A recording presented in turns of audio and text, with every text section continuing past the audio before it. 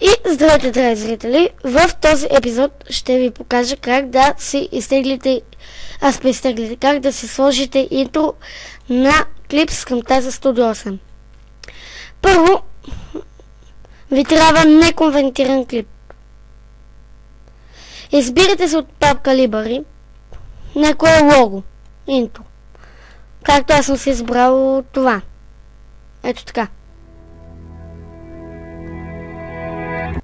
И си слагате, преди това пак забравих да ви покажа.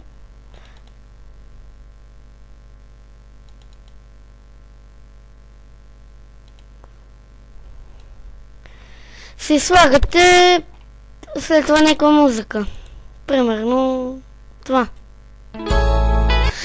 Отвред. Извинявам се, но просто тя знам. Ето това. Ето, да, това.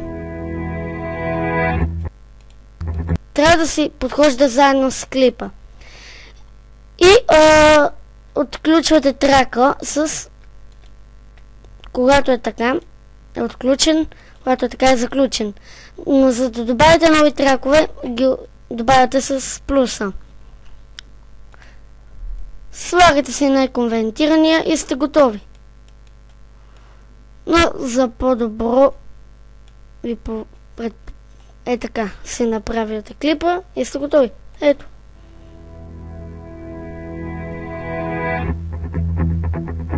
И здравейте, драги зрители, в този епизод ще ви покажа. И така. Опа. И това беше от мен, дано съм ви помогнал някак. Ако някой не му е ясно как или не му става на Camtasia нещо, моля да пише на скайпа ми. Аз съм го дал в един от епизодите, ще го дам и в описанието. Това беше от мен.